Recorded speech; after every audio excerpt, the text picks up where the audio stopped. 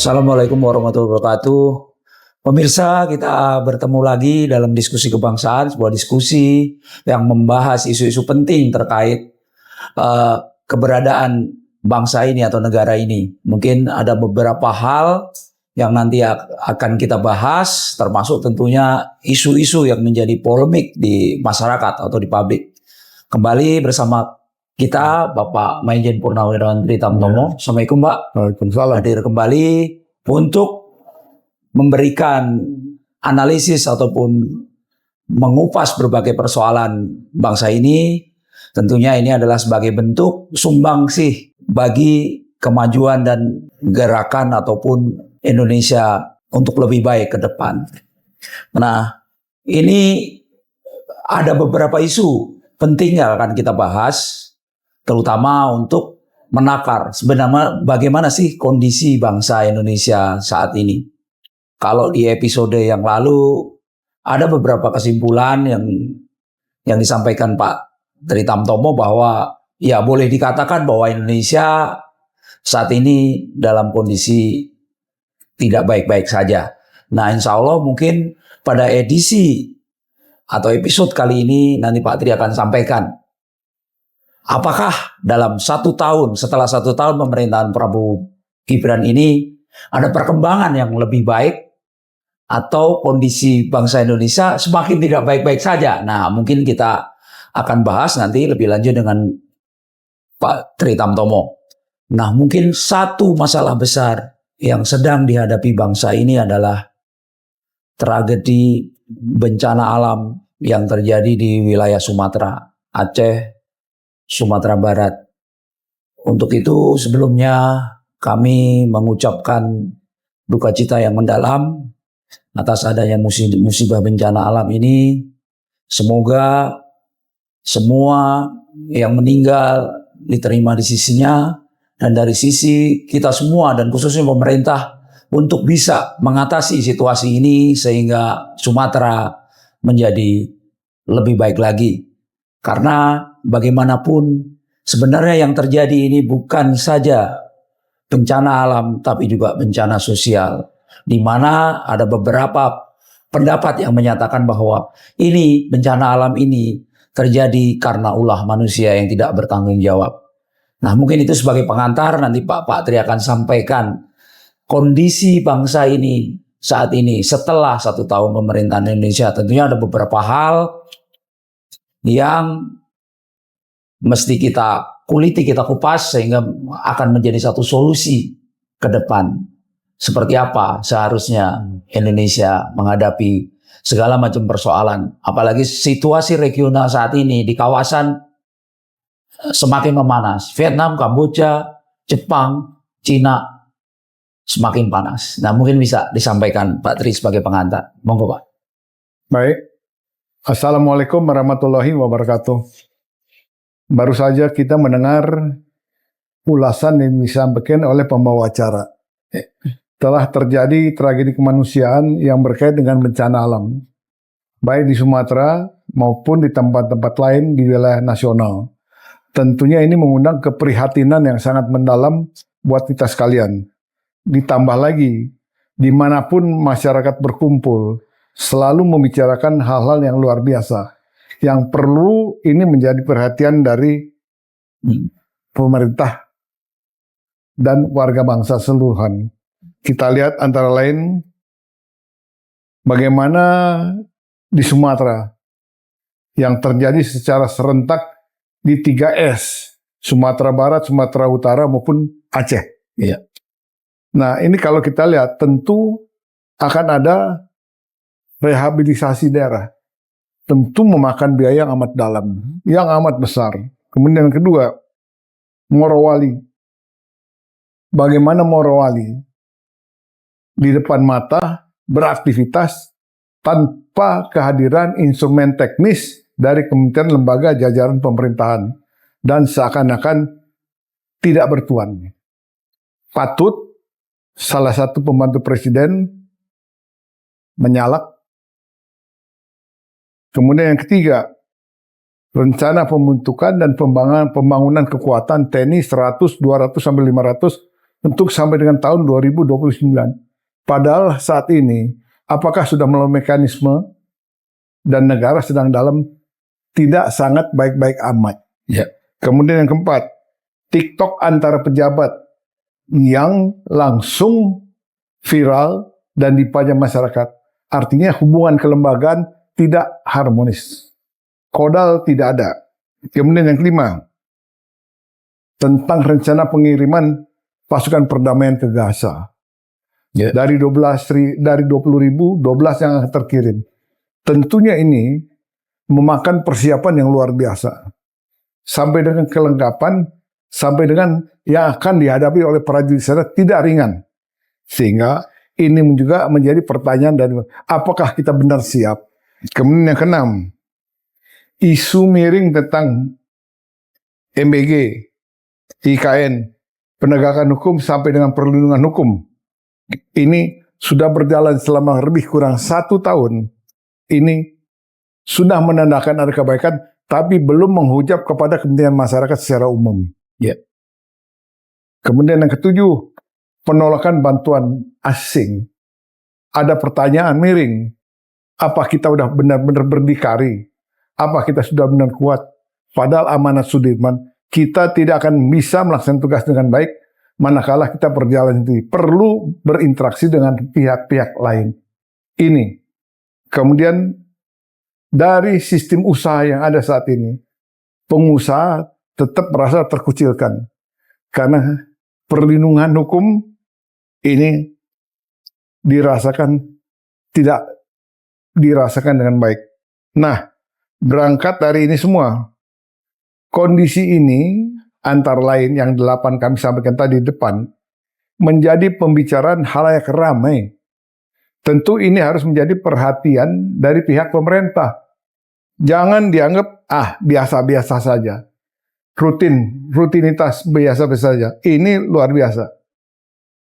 Oleh karena itu, sinyal-sinyal yang diucapkan oleh warga masyarakat di ujung-ujung pojok-pojok tempat keramaian ini harus didengar, harus dirasakan dan diperhatikan serta disikapi secara serius oleh pihak pemerintah.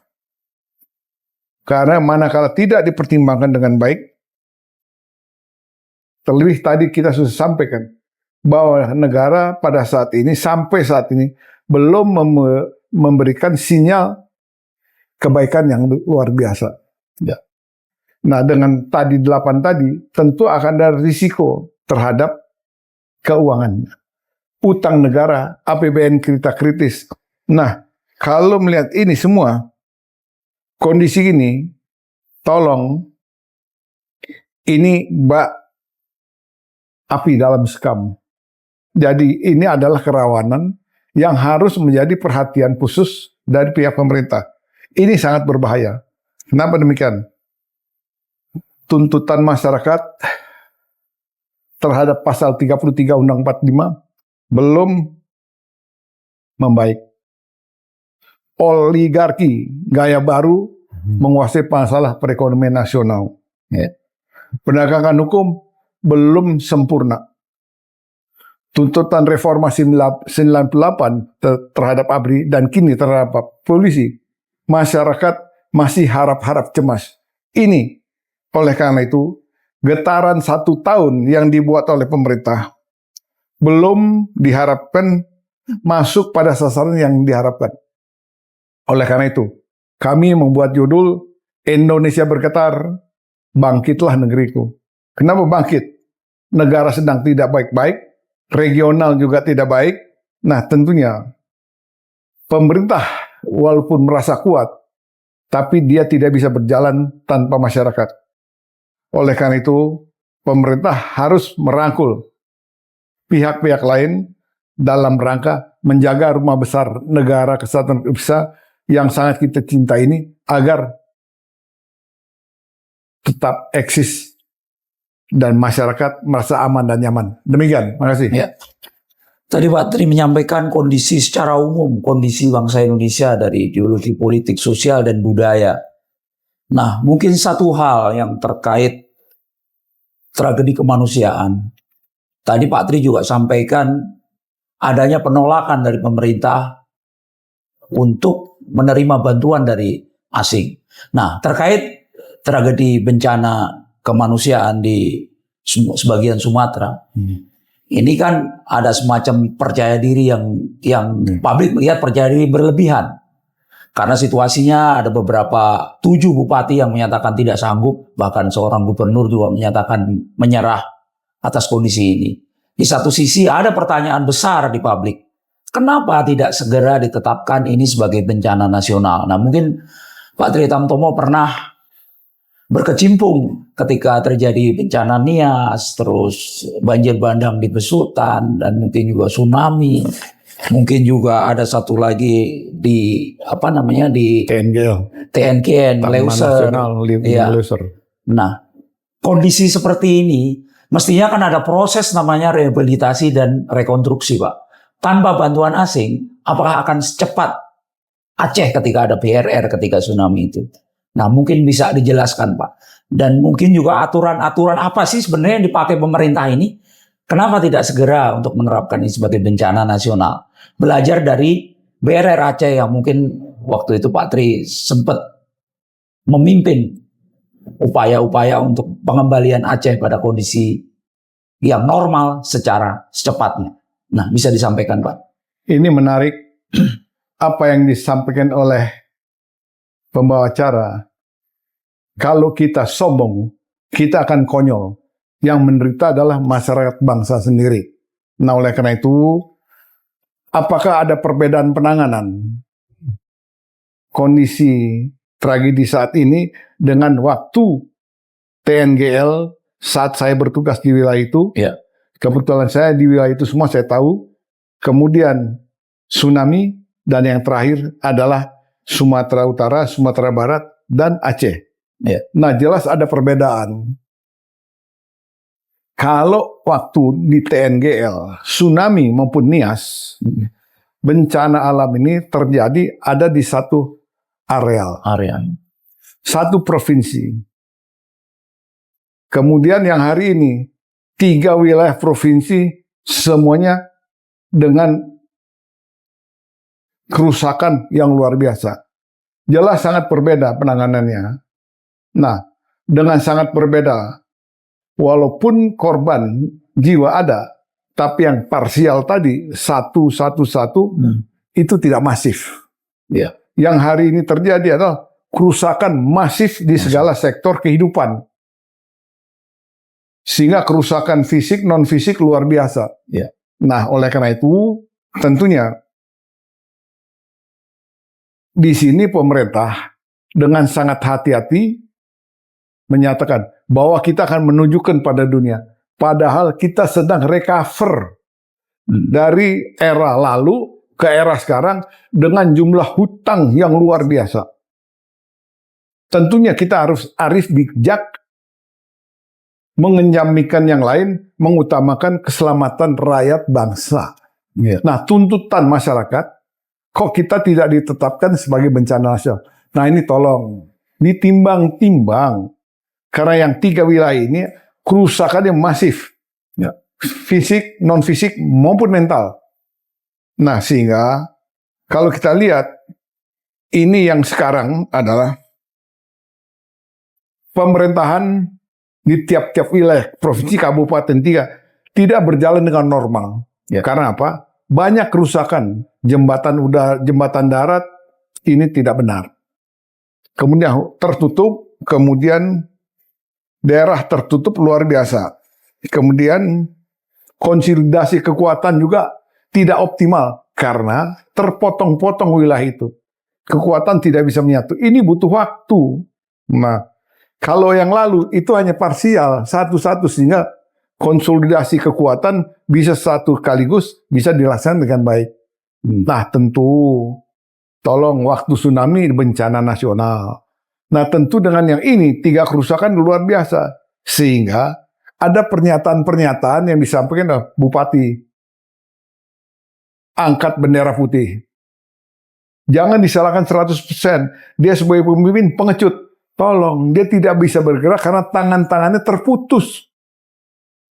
Kemudian ada pemerintahan di salah satu provinsi. Saya kecewa.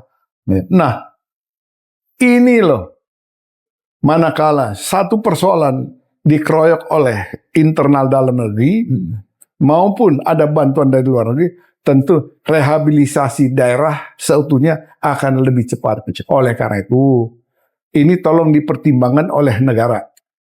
Apakah malu kalau kita bilang kita menerima bantuan asing itu bisa bentuk fisik maupun non fisik? Nah, tentu kita kriteriakan bangunan kita butuhkan adalah bangunan fisik. Fisik, ya. Ini loh. Nah, oleh karena itu pernyataan-pernyataan Sumbang tadi harus dimaklumi. Karena situasi kondisinya sedang dalam kondisi carut marut dan emosi lebih di depan. Realitas ditempatkan di belakang. Ini situasional. Ini harus dianggap jangan sebagai sesuatu yang serius. Ini pernyataan sesaat karena beliau ingin berbuat tidak punya kemampuan. Tentu yang diharapkan adalah kecepatan tindak dari pusat. Apalagi ada pernyataan, itu kan cuma rame di medsos. Yang begini Pak pecat. Nggak perlu yang begini pecat Pak. Ini nggak benar. Gimana rame di medsos? Udah lintang pukang kok masih bilang di medsos. Terus minta ampun, minta maaf. Ini nggak benar Pak. Ini ciri kepemimpinan yang tidak bisa dicontoh. Nah, kemudian kita apresiasi langkah tindakan dengan gerakan cepat yang diambil oleh Presiden. Kita apresiasi ini sebagai suatu langkah yang luar biasa. Dengan mendatangi langsung tempat-tempat kejadian, berinteraksi dengan berbagai pihak di 3 provinsi. Sekaligus dengan solusi. Nah, tinggal solusi ini 3 pilar: pemerintah, legislatif, maupun instansi-instansi terkait harus mendukung.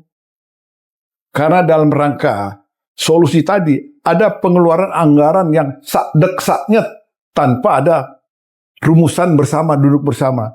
Nah, ini harus kekhawatiran Presiden. Siapa yang mau kaya di tempat bencana, saya matikan. Nah, mendingan matiin aja Pak. Bapak kan kencang orangnya, matiin aja Pak. Nah, ini satu kondisi yang tidak mendidik. Nah, oleh karena itu, gercep Bapak kita luar biasa apresiasi. Kemudian kita beri hormat kepada teman-teman TNI, Polri, dan kelompok warga masyarakat lain yang dengan sukarela bergerak merantasi hutan dalam kondisi yang amat sulit untuk membantu warga masyarakat di daerah-daerah terpencil dan terisolasi. Nah, ini dipertahankan. Namun demikian, kami mohon kepada pemerintah untuk tidak pembantu-pembantu Bapak berbicara memanfaatkan panggung ini untuk mencari kepentingan diri sendiri. Ngorek-ngorek sampah, panggul semen segala macam. Ini nggak perlu.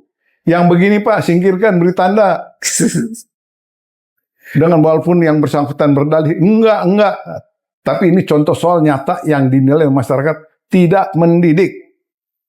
Orang lagi susah, pencitraan. Ini nggak benar Pak. Saran dari kami,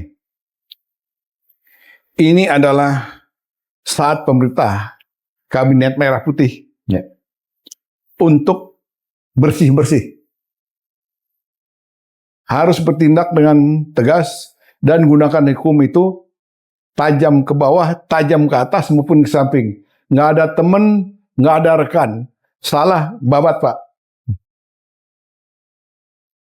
Demikian, terima kasih.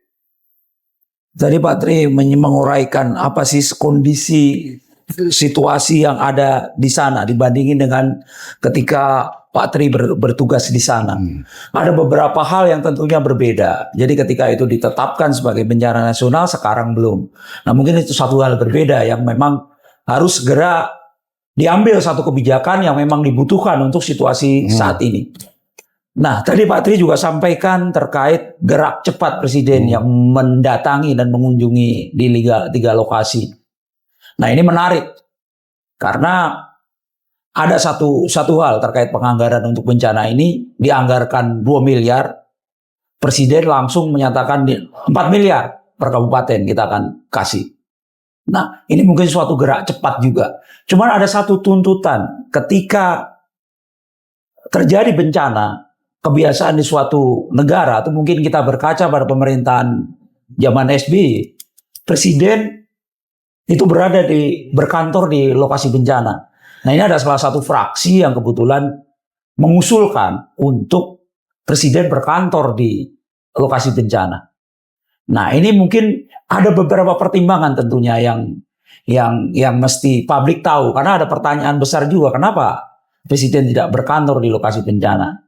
Karena melihat situasi dan kondisi yang mungkin lebih realistis. Ketika kita mendengar di beberapa media ada menteri yang katanya menipu gitu kan, menipu presiden bahwa listrik sudah nyala 100%, ternyata belum.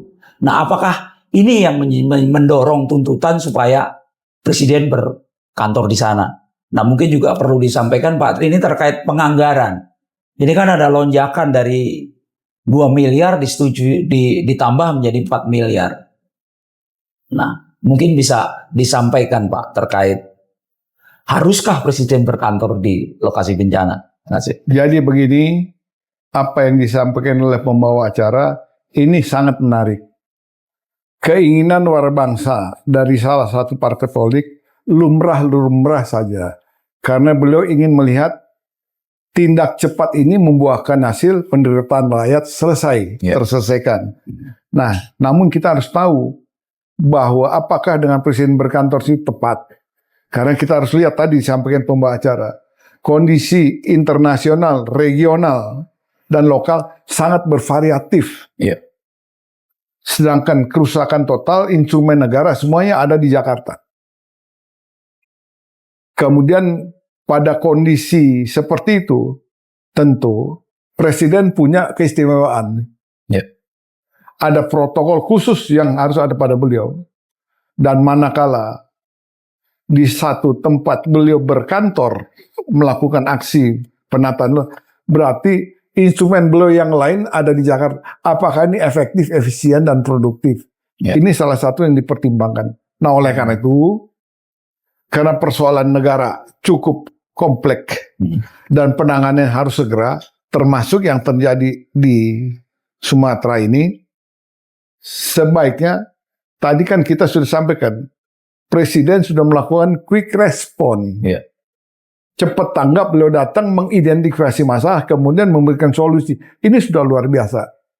Namun demikian, tentu tadi yang disampaikan, adanya pengeluaran anggaran tanpa koordinasi menteri yang bersangkutan dan melalui pengeluaran yang dibicarakan. Apakah ini sifatnya ada hal yang tidak bisa diatasi dengan segera? Istilahnya adalah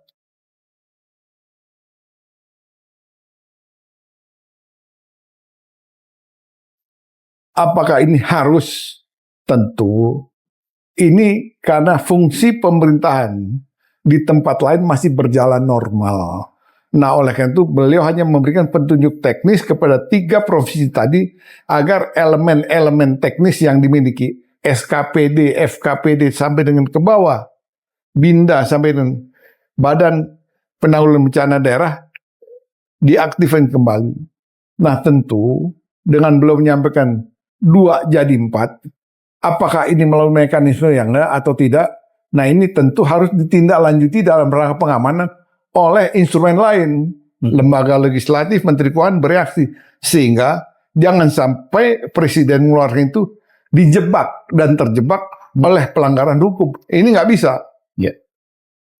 Karena ini membutuhkan kecepatan tindak untuk ke depan. Masyarakat menunggu. Nah, ini tolong diperhatikan. Nah, oleh karena itu, dengan tadi diminta untuk beliau berkantor di wilayah itu, karena waktu Pak SBY tsunami, kebetulan kami sana, juga beliau tidak berkantor. Jangan omong kosong.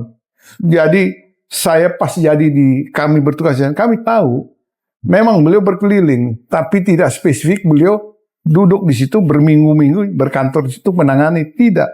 Karena beliau memberikan petunjuk sistem ini supaya berjalan. Beliau kontrol langsung di pusat untuk lebih banyak lagi.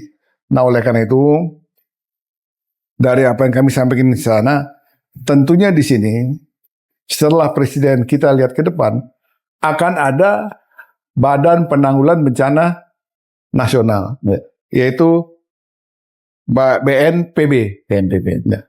Tingkat pusat sampai dengan daerah. Tentu dalam rangka rehabilitasi daerah, karena di sini lumpuh. Lapangan pekerjaan mati, hasil tidak ada.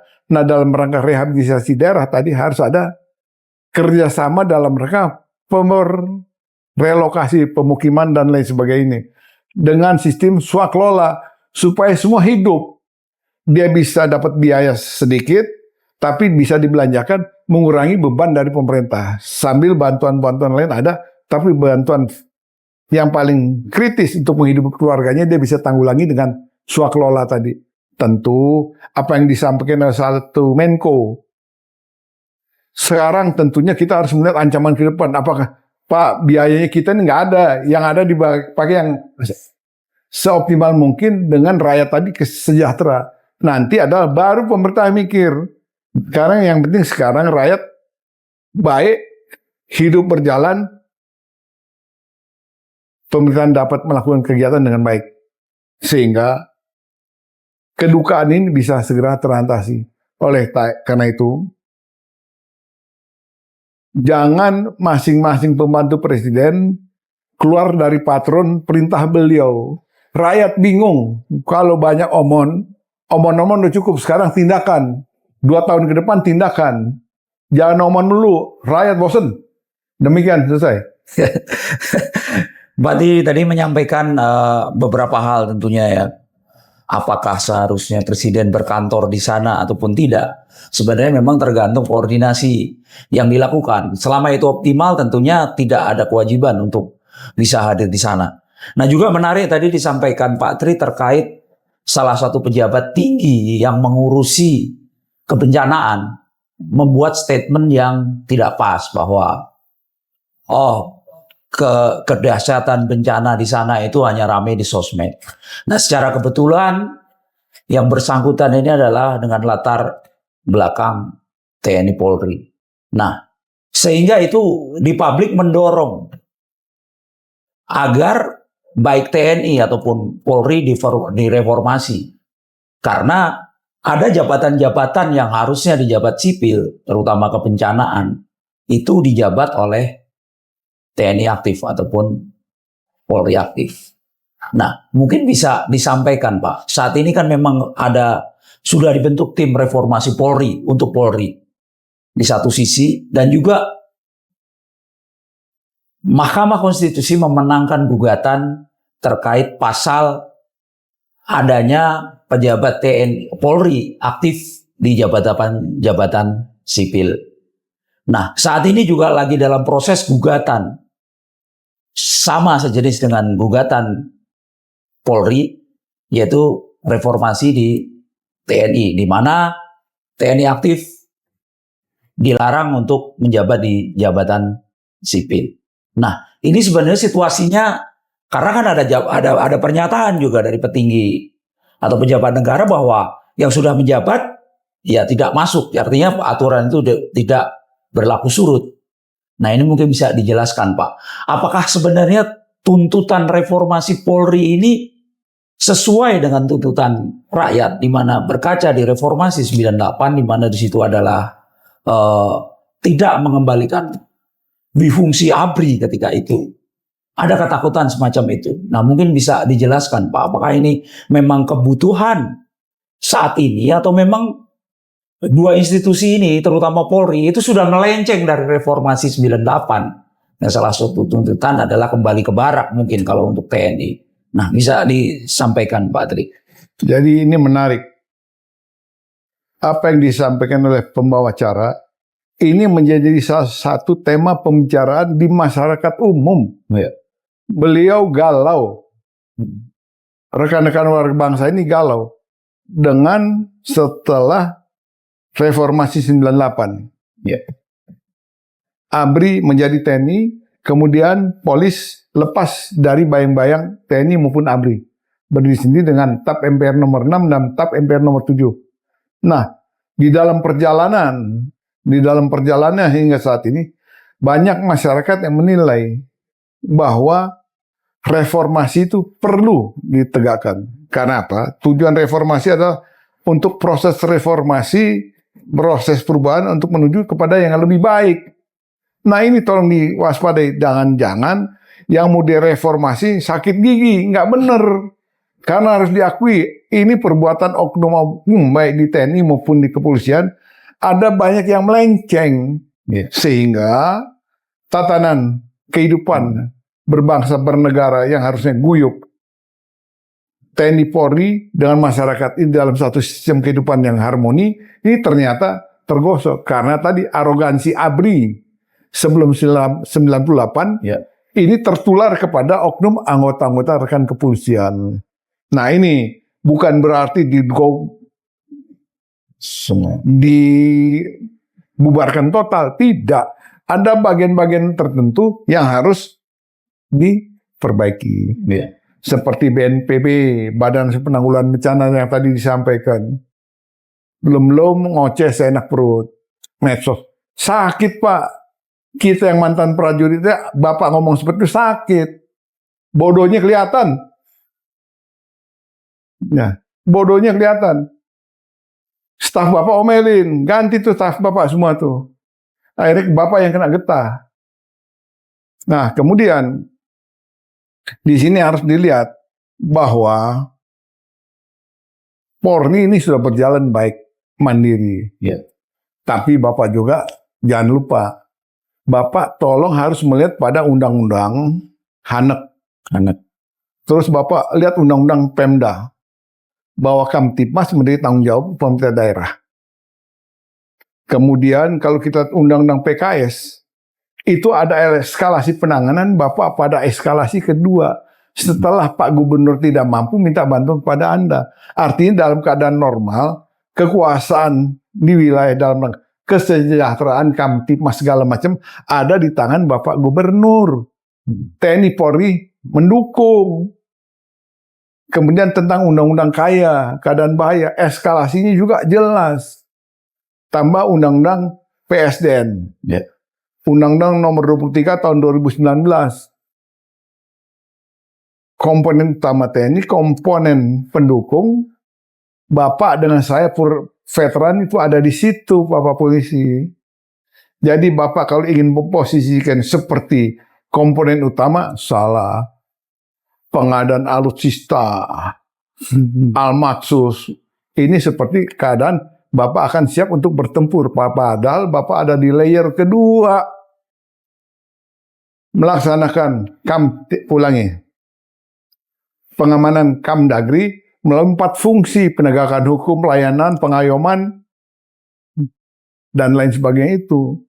Nah oleh karena itu, masyarakat juga harus paham bahwa polisi dengan tentara, dengan rakyat adalah satu kotak. Dalam rangka menghadapi tantangan, ini masing-masing punya tupoksi masing-masing. Tapi dalam satu kaitan, di bawah kendali Presiden. Kalakhar adalah salah satu menteri yang mendapat mandat sesuai undang-undang tentang HANEK. Nah oleh karena itu, kesimpulannya, karena bentuk ancaman sekarang ini adalah multidimensional, dengan adanya tim perumus yang ditunjuk oleh Presiden untuk memperbaiki undang-undang tentang kepolisian, reformasi kepolisian itu harus dianggap sebagai sesuatu hikmah untuk supaya kita ini semua bersih, baik untuk negara bangsa. Nah, di sini tentu tolong kalau kita bicara tuntutan masyarakat itu sederhana, Pak. Yaitu ingin dia bawa polisi di bawah satu kementerian. Kita nggak campur, nanti silakan tim perumus berbicara di situ. Tolong juga di situ tolong diingat aspek filosofi, aspek struktural, kemudian kultural maupun fungsi dan mekanisme harus ditata. Tolong ini supaya ini jalannya sesuai tuntutan masyarakat tanggal 25 Agustus tahun ini. selain reformasi 98, tuntutan warga masyarakat dan mahasiswa menuntut tanggal 25 Agustus sampai 30 Agustus kemarin unjuk rasa, salah satu ini. Kemudian penempatan efek prajurit aktif baik TNI Polri di lembaga-lembaga sipil, ini tolong ditinjau kembali lah. Nggak ada main pertemanan, rusak Pak. Yang kita lihat pertemanan rusak. Serahkan saja dengan rekan-rekan dari yang profesional dari sipil. Cuman titipan-titipan dari partai juga tolong diseleksi Pak. Jangan sampai titipan-titipan ini juga merusak tatanan yang ada. Tidak semua partai jelek, tidak. Tapi ada oknum yang berkolaborasi dengan penyamun-penyamun di sarang menjangan. Ini yang berbahaya Pak. Oleh karena itu, tuntutan masyarakat ini tolong dijadikan sebagai satu gambaran besar masyarakat ingin perbaikan. Supaya negara bangsa ini fokus untuk membangun sesuai Undang-Undang Dasar 45 pasal 33. Itu dari saya, demikian. Ya, menarik yang disampaikan Pak Tri terkait kondisi reformasi yang harusnya idealnya dilakukan di lembaga kepolisian. Nah, mungkin kita sekarang bicara terkait TNI. Nah, dalam hal ini kita kaitkan dengan situasi dan kondisi bencana di Sumatera, bahwa Presiden menyampaikan bahwa Indonesia akan segera mengadakan 200 helikopter untuk di tahun 2026 dengan kemampuan untuk mengevakuasi dan segala proses yang membantu penanganan bencana. Nah, itu memunculkan polemik di masyarakat bahwa dalam situasi dan kondisi saat ini tentunya keterbatasan anggaran. Nah, artinya ada beberapa hal yang sebenarnya dikalahkan, dalam tanda petik dikalahkan dari anggaran yang ada. Kayak misalnya kemarin ada demo besar di Kementerian Keuangan, ya dana desa dipotong. Nah ini, mungkin bisa disampaikan Pak. Ini kan ada beberapa program yang akan dijalankan oleh TNI dalam hal ini, yang tentunya itu menyedot anggaran besar, sehingga ada tudingan bahwa TNI ngabisin anggaran nih di 1 tahun pemerintahan Prabowo dan mungkin ke depan. Salah satunya adalah ambisi, ya orang bilang atau publik bilang ambisi untuk pembentukan 150 batalion teritorial pembangunan sebanyak di 2026 akan segera 150 dibangun. Padahal ini juga berkonflik dengan masyarakat adat di beberapa tempat. Itu yang pertama. Yang kedua terkait pengadaan alutsista. Ya ada beberapa tertentu yang sudah diincar. Dalam hal ini ada jet tempur Chengdu ataupun Rafale yang tentunya itu membutuhkan biaya yang sangat besar. Nah, mungkin bisa disampaikan Pak, apakah ini memang benar gak sih bahwa TNI sekarang membebani anggaran negara gitu?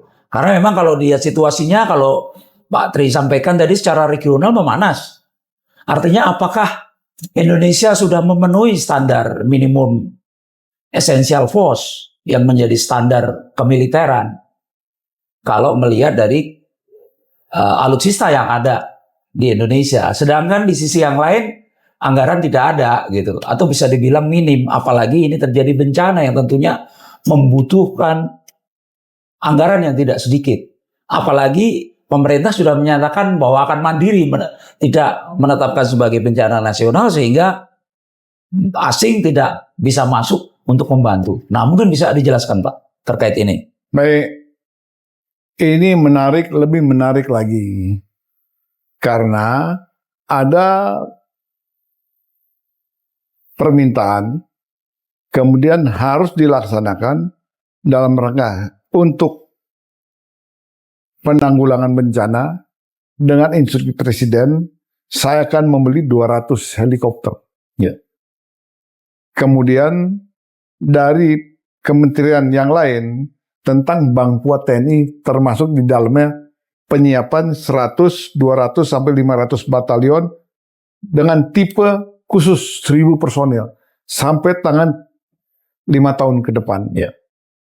Nah, tinggal dilihat apakah ini untuk werving prajurit saja, apakah tidak membutuhkan biaya? Pasti. Ya. Nah, tinggal di sini ada kementerian terkait ini berang mensikapi bahwa seolah-olah ini tidak membebani. Oke, tidak membebani, tentunya instruksi presiden dan maunya Kementerian Pertahanan harus disambut gayung oleh mitra yang lain. Kemku. Kemudian dengan legislatif. Presiden berbicara seperti itu lazim karena beliau ingin tindak cepat. Tinggal pembantu-pembantu presiden dan legislatif duduk bersama untuk mengkalkulasi apakah semua anggarannya ada siap, apakah sudah dibuat di dalam renstra yang terukur dan teratur. Nah, tentunya kalau tidak masuk di dalam renstra, nah ini harus hati-hati. Tentunya di renstra tadi harus dilihat. Walaupun kita tahu bahwa Polda itu 38 provinsi sudah tergelar. Sampai dengan kabupaten ada unsurnya. Nah, TNI akan menyesuaikan dengan gelar Pemda yang ada. Sehingga dibuatlah pergelaran Bangkuat TNI. Ini gelar TNI dalam rangka penangkal ancaman. Kemudian untuk perang berlarut manakala pihak lawan ada yang masuk. Sudah bisa mempertahankan diri sendiri. Nah kemudian setelah itu tolong ingat sekaligus untuk OMSP, operasi militer selain perang, membantu kesulitan rakyat di daerah. Seperti ini kalau itu tergelar agak ringan. Sekarang kondisi bencana di titik mana tentara juga posisi tersebar. Nah kalau nanti terukur, tentunya yang kita harapkan adanya kementerian terkait segera merespon dan membicarakan. Jadi kalau ini sudah sesuai dengan mekanisme aturan berlaku, tadi kalau membebani keuangan negara saya rasa tidak. Tapi kalau deksanya pokoknya ada, nah itu mesti unsur hukum, kejaksaan, KPK turun untuk melakukan pemeriksaan. Karena jangan sampai ada tikus-tikus yang mencoba mengorek-ngorek kondisi yang seperti ini untuk keuntungan pribadi kelompok golongan. Nah ini saya minta tolong kepada saudara sekalian. Nah oleh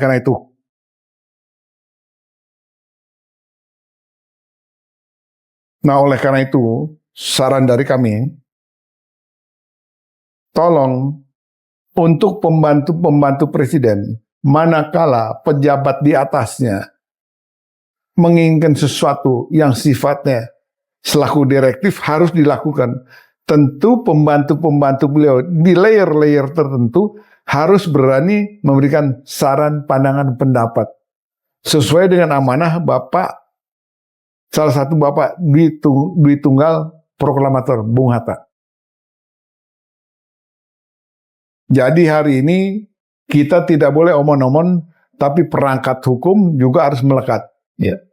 Ini supaya apa yang menjadi keinginan Presiden maupun pemerintah semuanya mulus berjalan sampai tujuan akhir, yaitu Undang-Undang 45 nomor 33 dapat terlaksana dengan baik. Demikian Pak. Masih seputar TNI Pak ya. Kalau tadi kita Pak Tri sampaikan terkait jabatan-jabatan TNI aktif di jabatan sipil. Nah sekarang purnawirawan yang berbisnis. Ini juga menjadi isu besar yang sampai saat ini juga masih menjadi pembicaraan publik di antara isu-isu tentang bencana, yaitu nama-nama besar purnawirawan yang disebutkan dalam isu di media adalah bandara ilegal di Morowali. Ini ada nama-nama besar disebutkan di situ. Nah, ini sebenarnya muncul ketika ada aksi ya, mungkin semacam tim dari Kemenhan yang kebetulan Menhan sendiri yang datang ke sana menemukan bahwa ada satu bandara di Morowali yang bebas dari bea cukai, imigrasi. Tentunya dari sisi pengamanan dan keamanan ini sangat berbahaya. Apalagi itu di wilayahnya, bukan hanya di bandara, itu masuk di wilayah Alki 2 atau 3. Sampai Menhan menyampaikan peringatan keras dalam hal ini.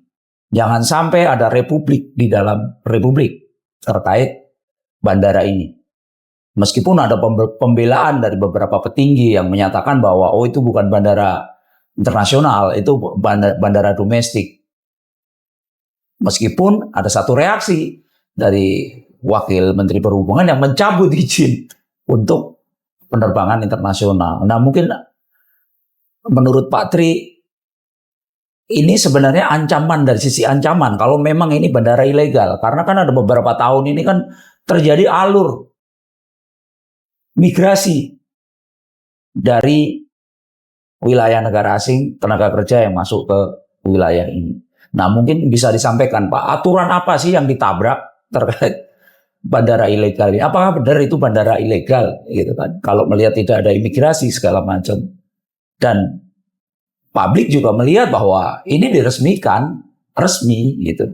Cuman ada penolakan dari pejabat-pejabat yang ada ataupun mungkin dari kalangan purnawirawan yang menyatakan enggak, itu tidak ilegal. Nah, mungkin bisa disampaikan, Pak. Jadi begini, ini lagi isu hot. Isu hot karena masyarakat mulai lapis bawah sampai dengan menengah tergiur untuk membicarakan masalah ini. Yeah. Jadi apa yang dilakukan oleh Pak Syafri Samsudin selaku Menhan langsung dalam rangka meninjau latihan gabungan, sekaligus melihat bagaimana Morowali sebenarnya.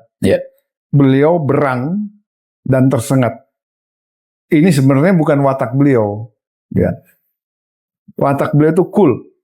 Kalau nggak luar biasa, nggak mungkin beliau bicara seperti itu. Karena saya tahu persis, saya pernah jadi teman beliau, saya pernah jadi staf beliau, saya mengerti ini. Nah, dengan pernyataan jangan ada negara dalam negara yang banyak menyengat pihak-pihak lain, disengat maupun tersengat, atau belagak pilon, belagak sibuk. Ini kita tinggal lihat. Ini dinilai orang, loh ada apa ini? Kok serius sekali? Nah, ini kenapa menjadi serius sekali? Nah, mari kita lihat. Karena lapangan terbang dimanapun berada, yang kategorinya bukan lapangan terbang perintis, adalah objek nasional di daerah. Kalau objek vital itu disebut sebagai objek vital nasional di daerah dengan klasifikasi tertentu, tentu instrumen pemerintahan, dinas teknis terkait, sampai dengan aparat keamanan ada di situ. Yang ditemui oleh Pak Syafri, perangkat ini bala kosong. Itu ada di wilayah 4 Makassar, tapi tidak ada instrumen. Yang ada di wilayah 4, kantor pusat di Makassar, main silat. Ini budaya buruk. Ini budaya buruk. Nah, soal purnawirawan TNI, Polri, dia mau berbisnis setelah pensiun, itu sah-sah aja. Tapi manakala dia berbisnis, ada di tempat yang menyangkut objek vital nasional. Karena tolong dilihat, bahwa Morowali adalah salah satu bagian di Sulawesi Tengah yang kaya akan sumber daya alam. Yang pengkayaannya adalah sebenarnya untuk pasal 33 Undang-Undang 45. Nah, kalau di situ ada petinggi TNI Polri yang ikut cari nafkah di situ, tapi melihat ada penyimpangan, kalau dia diem-diem aja, Pak Prabowo singkirkan, beri tanda nih Pak, yang beginian Pak, hukum tegakkan. Apa digelar? Saya tidak tahu, saya tidak pernah mau ini. Itu bohong. Lo mau nerima duitnya, tapi lo gak mau nerima risikonya, ini susah Pak. Gak boleh ini model begini.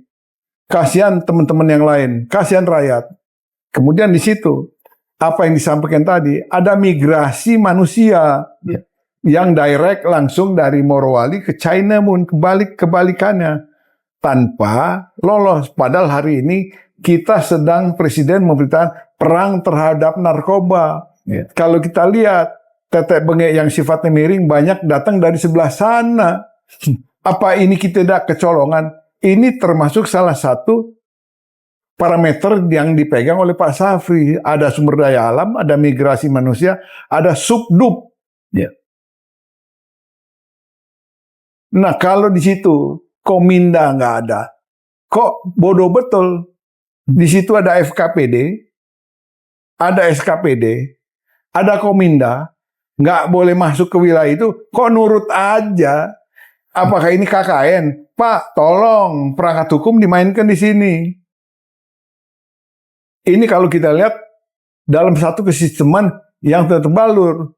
Kalau ada purnawirawan yang nggak so jago, Pak, kita udah tuir, udah umur 70 ke atas, didorong aja kita ambruk. Nggak usah so jago, nggak usah. Wah ini nggak ada, gua ini nggak pernah jadi maling, nggak jadi penyopet. Jangan Pak, jangan sumbar. Jangan sumbar. Nah, oleh karena itu, beliau bicara lantang seperti itu, bahwa tidak boleh ada negara dalam negara, itu pertanyaan, apakah ini tindakan benar atau salah yang dilakukan Pak Safri? Kalau ada bilang tindakan Pak Safri salah, dia salah makan obat. Tidak membaca aturan main yang berlaku. Undang-Undang Dasar 45 dia tubruk segala macam. Kemudian kalau dibilang salah, yang salah tadi yang nggak tahu aturan atau belagak pilon. Nah itu yang kita lihat. Nah oleh karena itu kita apresiasi kepada Kementerian Pertahanan dan tolong. Apakah Pak, kok ini Pak Safri urusannya apa? Pak, tolong teman-teman masyarakat umum yang nggak tahu tentang peran Pak Safri, tolong baca undang-undang pertahanan negara, bahwa beliau selaku Menhan adalah bahagian yang bertanggung jawab untuk mengamankan, menyelamatkan 9 gatra kehidupan. Karena beliau adalah kalakhar dari DKN. Dewan Ketahanan Nasional yang ketuanya adalah Presiden. Dan beliau selaku kalakhar atau anggota dari DKN wajib melaporkan apa yang dia lihat, dia dengar, dia rasakan, dia lalai, yang kira-kira akan mengancam kelangsungan hidup bangsa. Nah Pak Safri sudah melihat bahwa di situ ada ancaman nyata. Jadi beliau menyatakan seperti itu, ya tepat. Nah sekarang kalau dari jajaran kementerian tertentu bilang, itu tidak, itu legal. Ya sekarang setelah diramein, kemarin Anda berapa tahun ngapain aja? Ngapain aja? Kasihan rakyat ini Pak, kasihan rakyat ini. Kemudian Pak Safri seperti itu. Apa betul wilayah itu rawan? Ya jelas rawan. Karena dinas teknis tidak ada, dan lain sebagainya. Sumber daya alam di situ, ada migrasi manusia dan ribuan tenaga kerja asing yang kita tidak bisa tahu apakah dia tentara, apakah dia pengobat, ini nggak tahu. Jadi kita lihat di sini, ini jelas-jelas ada ancaman yang dapat mengganggu keselamatan bangsa. Ketahanan nasional kita jadi lemah. Apa kita mau seperti di ujung timur? Kominda tidak bergerak, subdub senjata bukan main. TNI Polri sudah berhadapan dengan yang mereka punya senjata yang luar biasa. Kita nggak mau seperti terulang lagi. Jadi Pak Safri selaku anggota DKN sudah benar langkah tindakannya. Saya sebagai mantan prajurit sangat mendukung. Karena beliau tidak pernah ceroboh dalam melakukan segala sesuatunya. Dia hitung tepat. Nah, tinggal yang suka silakan, yang nggak suka minggir. Gitu aja. Nggak suka minggir. Yang sok senior, minggir. Kita udah tuir di atas 70, jangan sok jago. Jangan sok jago. Nah, tinggal apa yang menjadi pokok-pokok keinginan Bapak. Di setiap Bapak menyampaikan pidato, saya akan berantas. Saya tidak takut siapa yang di belakang, pencoleng-pencoleng ini semua. Nah sekarang saatnya Pak, Bapak bersih-bersih, hantam itu semua orang Pak. Hukum tegakkan, berdayakan KPK, berdayakan kejaksaan, berdayakan kepolisian untuk melakukan penyelidikan, kemudian penuntasan kepada hukum yang terakhir. Supaya ada efek jera, jangan main-main di era 08. Jadi beliau punya nawi itu yang bagus, tapi tanpa didukung oleh orang-orang dekat, muspropa. Semua akan gagal. Saran dari kami, olehnya ingat amanat Bung Hatta. Pimpinan harus pandai mendengar advies dari berbagai pihak agar didapat keputusan yang tepat dan dilaksanakan dengan tegas. Ini Pak, Bung Hatta sudah kirim pesan seperti itu. Nah, hendaknya yang dijadikan pegangan buat kita yang masih nasionalismenya tinggi. Yang mantan-mantan so jago, minggir. Mantan pejabat presiden nggak usah ikut campur. Serahkan saja Pak Prabowo. Pak Prabowo sebagai presiden hari ini, Bapak hanya melihat dengusan keinginan rakyat apa, tegakkan. Dia ajak bicara, silahkan Pak, mantan presiden. Tapi mempengaruhi tidak ada. Bapak adalah single majority dalam hal ini. Laksanakan tugas Pak, saya bangga dengan Bapak. Selesai. Ya. Pemirsa, akhirnya kita berada di penghujung acara. Tadi Pak Tri Tamtomo sampaikan beberapa hal, tidak juga hanya masukan tapi juga kritik yang cukup keras. Tentu saja ini semua bukan bagian dari rasa benci terhadap pemerintahan saat ini, tetapi sebagai bentuk kasih sayang ataupun sebagai bentuk kepedulian. Sebagai mantan tentara, Pak Tri menyampaikan itu, semoga ini menjadi solusi bagi kehidupan bernegara sesuai dengan cita-cita para pendiri bangsa. Nah, ada beberapa hal yang menjadi poin penting dari Pak Tri Tamtomo tadi sampaikan, yaitu pesan kepada para pemimpin.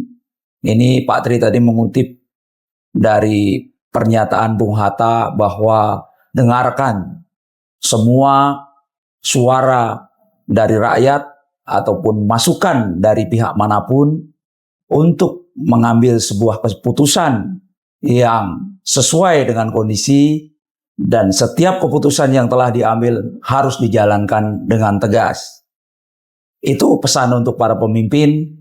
Kemudian pesan untuk seluruh anak bangsa ini disampaikan oleh Jenderal Sudirman. Tadi Pak Tri mengutip pernyataan Jenderal Sudirman bahwa jagalah rumahmu dan jagalah pekaranganmu. Artinya seluruh anak bangsa harus bersama-sama bersatu padu untuk menjaga Indonesia ini mengatasi segala persoalan multidimensi, baik ancaman dari luar maupun dari dalam.